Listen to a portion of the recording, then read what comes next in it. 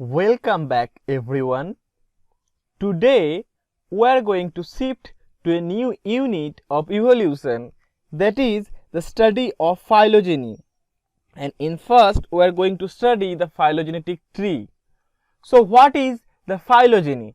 The phylogeny means the study of evolutionary history of events by which species and other organisms have successfully arises from their common ancestor.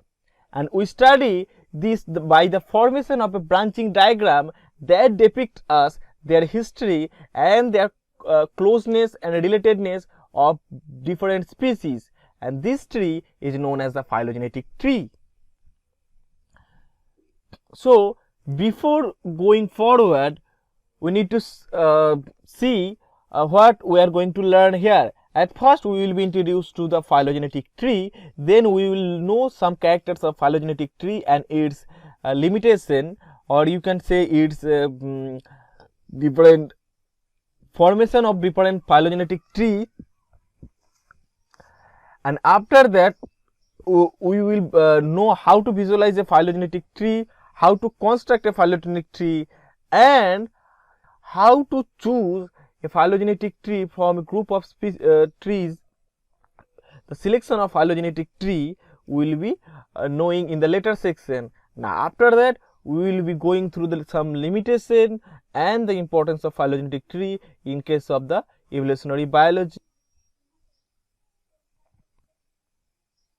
So the very first thing comes in our mind, that how does this tree looks like?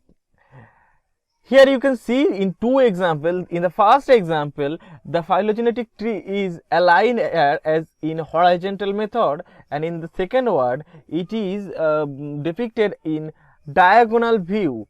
So it can be of a vertical tree also, but what matters in all this case, it doesn't matter how you draw this kind of phylogenetic tree. What matters their interrelationships with each other and their common ancestry. Here give you this slide. It is noteworthy to mention that here you can see chimpanzee and human are having a common ancestor. That is one of the most important of phylogenetic tree, most important point. The chimpanzee and humans are having a common ancestor. So those species which are having a common ancestor, which are not shared by any other group or group of organism, and this relationship with among each other is known as the sister taxa. So chimpanzee and humans are sister taxa to each other, but not to other in this group or other in this area of our study. So that is the one of the most important factor here in our phylogenetic tree construction. So we are going to see what are the different characters or different important unit of phylogenetic tree, how to form it. The very basic unit from where the phylogenetic tree emerges is known as the root of a phylogenetic tree. After the root, it branches and form nodal and internodal section, and in the terminal zone there we mention the name of species or any taxa or organism, and this type of things are also known as clade.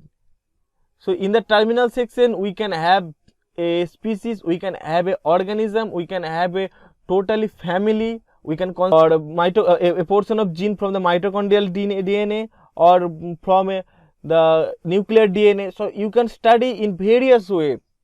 What does matter?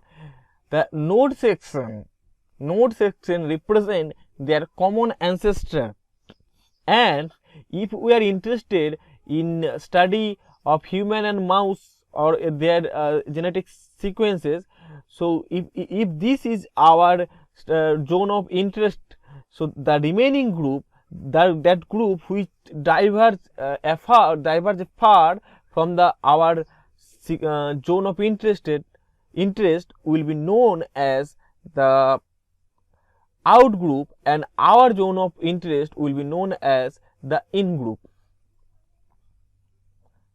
So, a phylogenetic tree is comprised of a branch point, nodal point, internodal point, terminal point, and a root. Now, before moving, what this phylogenetic tree can give us information about the evolution, we must understand that what it can and what it cannot do. First of all, I want to tell you that this kind of line you see here does not correspondence to any kind of evolutionary time or any kind of similarity they show to each other. These lines are just drawn only to bifurcate to each other.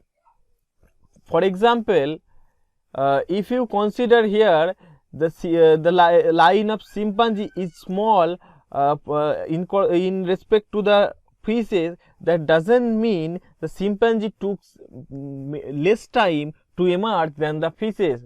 You cannot have an idea of a time length and the genetical changes they had undergone until and unless the author has represented there in their phylogenetic tree. Number 2, what is most important here, as you can see in this tree, B and C are having a common ancestor D. You cannot assume that B emerges before the C from D, and also you cannot conclude that C also emerges from B. You cannot conclude either which of these species are formed before and which of these species are formed from their descendant. You cannot say that C comes from the B. Along with that, we know that close related species, those are inhabiting in a same kind of environment, might having some kind of resemblance due to their same kind of environmental factor. But in nature, what happens, this is not the case. There is many examples where species are living in a same environmental condition, same niche, same area, but due to different date of evolution, due to the different environmental condition, they do not resemble to each other. So, like that means you cannot say that these two species are look alike, that means they are divergent from a common ancestor, and these two species are very far, thus they are not having any common ancestor. You cannot conclude from any prospect of phenotypic study or phylogenetic study that does not give you the permission to conclude this kind of interpretation. Now we are going to see few most important terminology here that is very much required to understand the phylogeny. As you can see in this example, there is two important evolutionary type, that is divergent evolution and convergent evolution.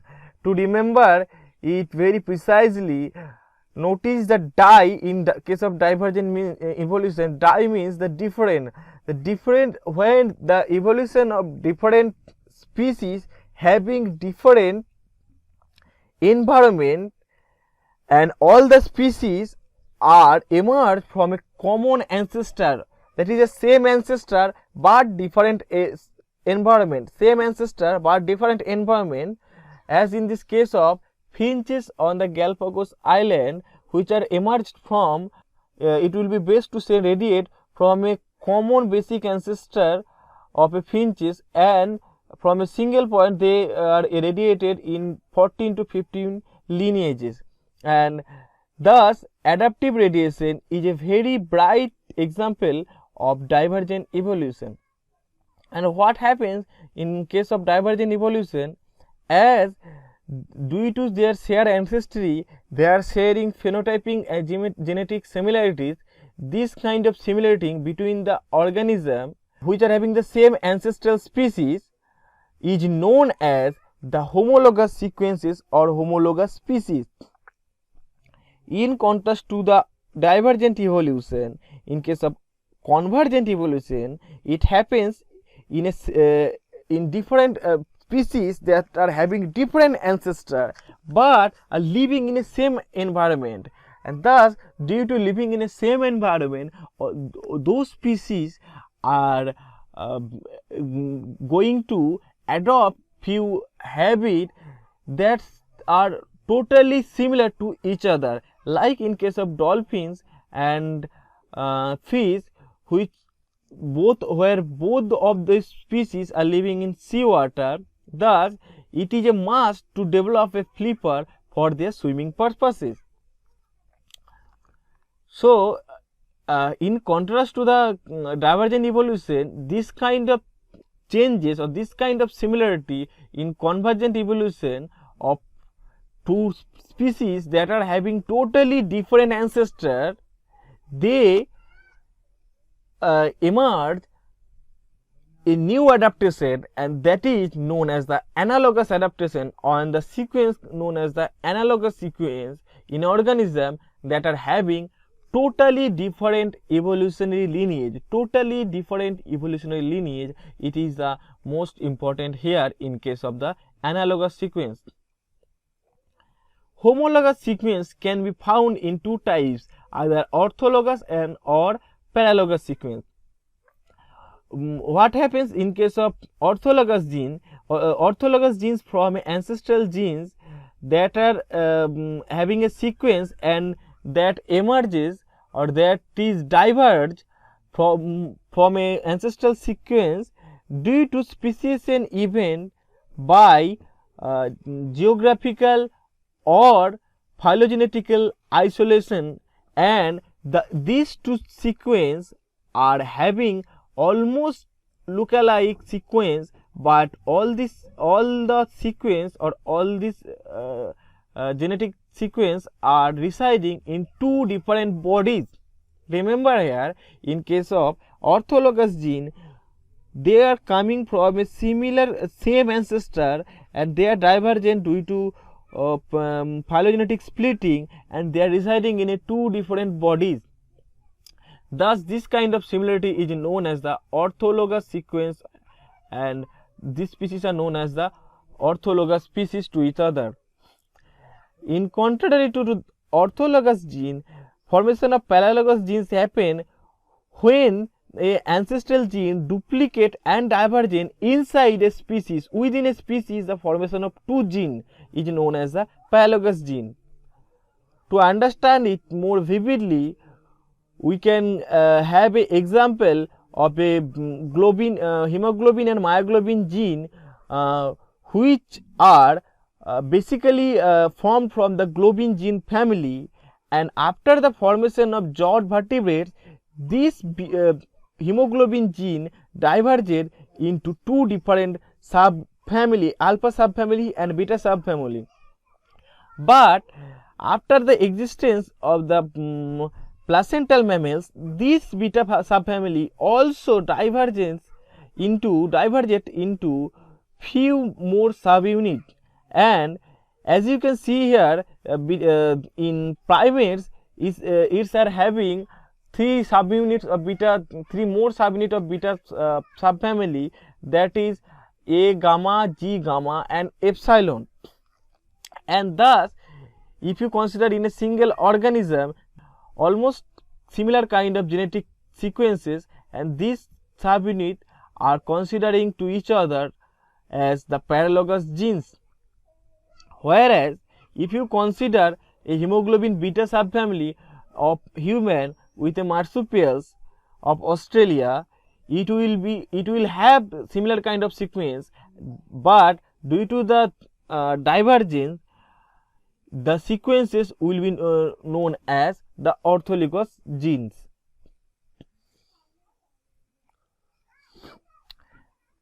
We have mentioned sister taxa and outgroup in our previous section.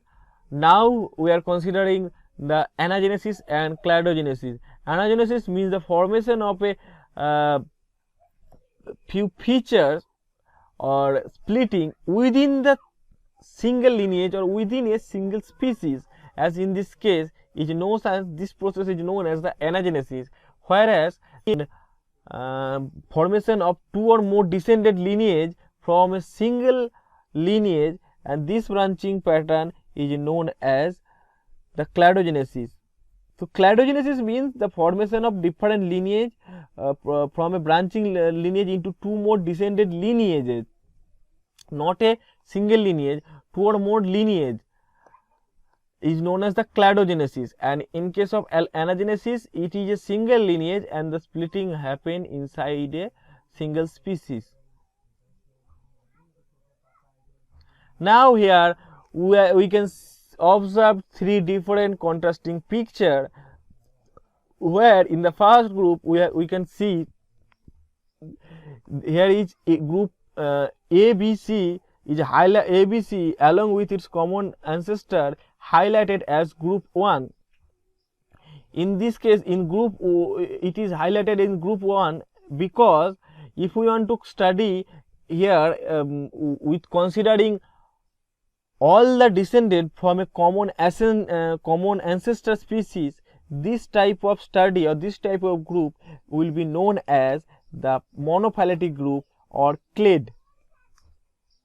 But if we don't want to include any species or any taxa among them, we want to exclude a few of them, this will be known as the paraphyletic group.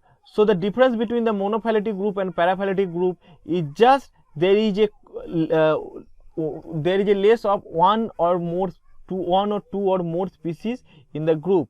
So all monophyletic and paraphyletic group are having almost similarity, except that monophyletic group are having all the descendant, where the paraphyletic group are not having all the descendant. But in case of polyphyletic group, we are not considering the basic ancestral or the common ancestral group of them. So we are just studying their genetic similarity and dissimilarity, how many function in how many function they are performing in the same rate. So in the polyphyletic group we can consider as many as taxon or clade we want to study, but we are not considering that they are any of their basic common ancestor. Now we can form tree in two types, either it can be rooted tree or it can be unrooted tree. Rooted tree means the important or most common ancestor of all the descendant that arises from a single point. This single point, the presence of this single point where all the descendant species originate from a geographical area or our zone of study is known as the root of a tree. But what happened in our modern day practice, in modern day research, it is very hard to define a root if we consider more than 5 or 6 species. So if they are not having so similar kind of origin, so it is very difficult to form a rooted tree. So what we do, we maximally make a tree which just only show the degree of kinship among the taxa and their similarity, dissimilarity, showing the evolutionary path and their how far and how close to each other they are residing in the nature. Now we will understand how to construct a tree. How we construct a tree. Obviously we do this in computer program, but what are the method or what are the basic of this program? And first of all is the distance matrix method in case of neighbor joining, or UPGMA method. UPGMA stand for unweighted pair group method with arithmetic mean, which calculate genetic distances from the multiple sequence alignment, and a multiple sequence alignment form after the formation of pairwise sequence alignment, which is a part of bioinformatics too. We don't need to understand here. Along with that, cluster-W is also a tool in bioinformatics which creates tree by using the simple clustering algorithm based on their distance of tree construction. And there is also two different topic or methods known as the maximum parsimony and maximum likelihood method. Those two are totally in contrast to each other. In maximum likelihood method, we are considering the least number of changes one should include to form the best suited tree for considering all our sequences that need to incorporate in a whole tree. But in case of the maximum likelihood method, which works on the framework of Bayesian method, and thus it is identifying the optimal tree which are conferring the highest probability of the observed character of the tip of the species. So, how to understand it more clearly?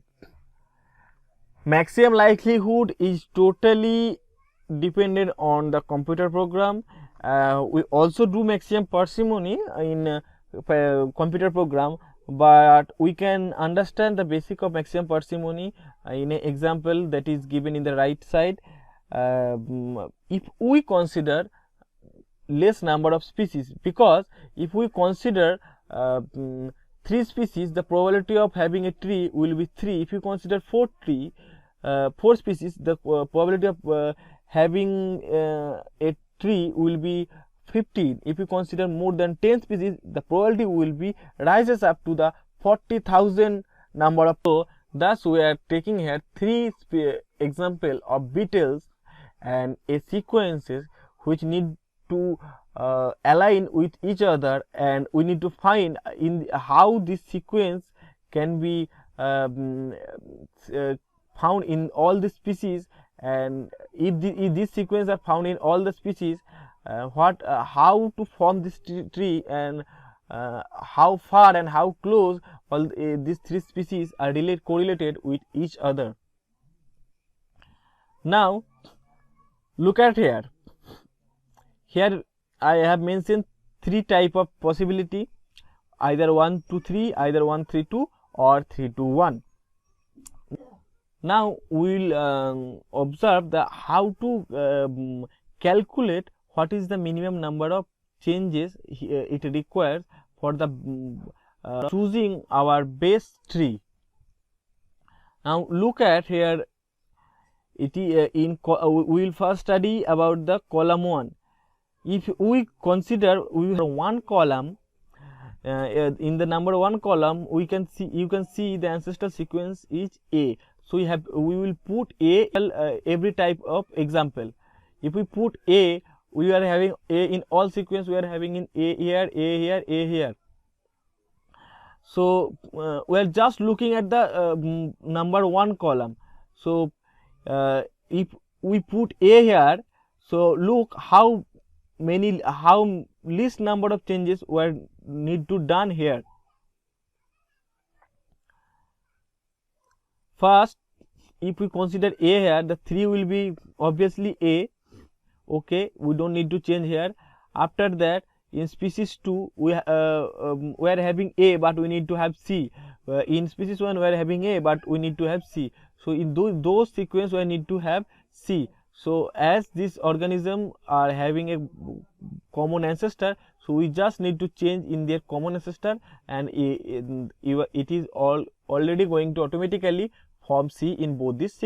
We just have to change only one sequence in here, and it will be written here as 1C, changes of C in column 1. In this second example, if we put A in everywhere as the A in ancestral sequence, we need to remove we need to remove A from the number 1 species, and we need to incorporate C here, and also we need to change species 2 in case of species 2 from A to C. Thus here it requires 2 changes, and also in this example 3 it requires 2 changes. And in the next section we are going to incorporate all the side. Look at here, we are considering about the 1C. Now we will consider about the column 2, column 3, and also column 4. Just first look at the column 2. If we consider G, all the column will all the sequence will be G, 1G, 2G, 3G. But what we require just T in case of species 1 and species 2. Okay, so we just have to change in the column 2 from G to T in their base common ancestor. As in the case of 3, we are having ancestral sequence T, so we are having T in everyone, and we need to change here in case of species 3. We are going to change here in case T to A. Here is a single change, and also we are going to change here in species 1 from T to A. So here is a change of 2 events. Here is a change of 2 events in case of column 3. In case of column 4, we need to change in 4C. In species 3, we need to change from T to C, and also we need to change in case of species 2 from 4T to 4C. Thus we are having 5 number of changes in this section, and we are having the single changes in the previous one. So if we consider all the changes, we are having 1 plus 5 6 even, 2 plus 5 7 even, 2 plus 5 7 even. So this example, the first example, are having the least number of changes, and this will be our best choice for considering the tree in the method of maximum parsimony. So we can create in this case by manually, but if we consider more number of species, we can develop it through the computer method only. We cannot count manually if our interest of study comprise of more than 5 species. There are few web resources like NCBI, program like Cluster W, which I have mentioned, where the Cluster W aligns some multiple sequence alignment package and provide to facilitate the launch of phylogenetic tree. And there is a specific program known as Philip or phylogenetic inference package developed by John Feldstein. It's an integrated collection of many different techniques where you can have various number of or various structure of tree, and this website is designed to understand the phylogenetic tree in more and more detail. You can go through this website and you can learn the number of phylogenetic tree their possibilities, their structure, and how many details they infer to us. Now we are going to study the importance of phylogenetic trees. As you know, one of the most important here, as you know, we are in quarantine because of the coronavirus. So the origin of coronavirus, any kind of infectious virus, bacteria, we are finding this origin, their ancestor, by their relatedness with their common species and virus or bacteria, and their origin can be found with this phylogenetic tree. One of the most important is the history of evolution of interesting character by formation of a map. in the changes in their character into a phylogeny that has been derived from the various data which researchers are working on. And also we can find the geographical spreading, the number of changes a genetic sequence has undergone, like in case of this any virus or bacteria, any microorganism. So we can do this from this Philip or any website, NCBI website or any bioinformatics tool that help us by the formation of phylogenetic tree. It helps in formation of sequence alignment, and it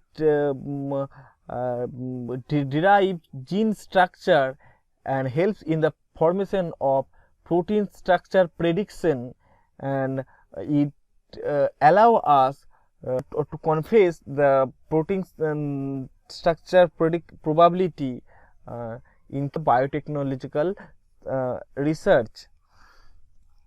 Now we are going to study the few limitations of phylogenetic tree. In case of evolutionary study, we have undergone the term hybrid speciation. When this hybrid speciation happen, that is very much common in plants, various phenotypic features and DNA markers throughout the genome reveal two or more ancestral sources. So this is quite tough challenge if we have more ancestral sources to make a tree with this definite root.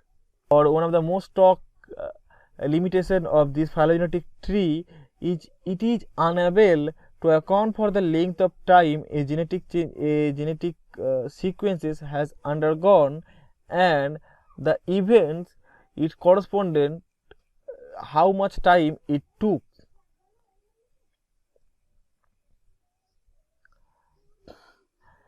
Number 3 is very important part is that we are studying the what we have studied till now is the genetic sequence in vertical inheritance of genes that comes from the parents to offspring.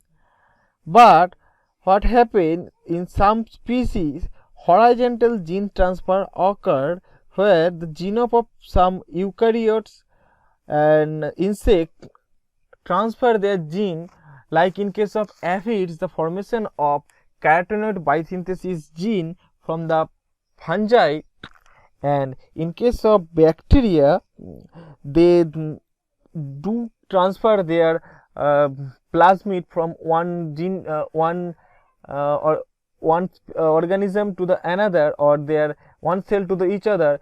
Thus, there is a major evidence of horizontal gene transfer. So, in case of this horizontal gene transfer, it is very hard to interpret any kind of phylogenetic tree that depicts their best phylogeny. If we study the as a whole a organism, we just can see like for case of monkey, human, or any angiospermic flower, we just can say which is primitive to each other or in respect. When we consider the study of a single gene, like in case of hemoglobin gene or any other gene, the comparative account between species will be differ from our as a whole view. Like in case you can see some gene are changing in much more rate than their other gene. In our human genome, the DNA that from the rRNA are very slowly evolving, whereas the mitochondrial genome are evolving in a very fast rate. Thus, when we want to study the recent evolution, about the recent development, we will study the mitochondrial DNA, and when we want to confer, we want to study the relative or comparative account or their phylogeny, we will study the rRNA genes because they are changing relatively slowly. So, as these gene are in a single sequence, are originate or are evolving in a different time, and if you study their gene, if you suppose if you study mitochondrial gene in yeast and mitochondrial gene in mouse and also in human, that will be a different tree from their as a whole structure.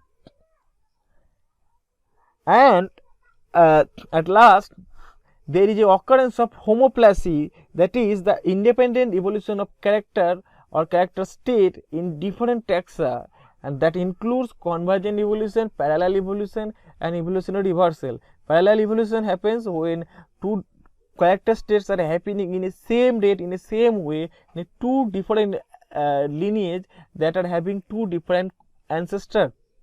And in evolutionary reversal cases, what happen, like for example, winged insect are developed or originate from the wingless insect, but after the formation of wingless insect again from the winged insect, and there is a evidence of formation of evolutionary reversal. Thus this kind of changes are totally confusing us to form a tree, that what is if you consider any wingless insect, so you will get confused what will be its root of this or basic ancestral of all the lineages. So this kind of changes are in environment are totally confusing us. So because of this kind of changes happening in nature, we are not we cannot predict this kind of organisms phylogeny or their relationship with their descendant. So that is the very challenging limitation of phylogenetic tree.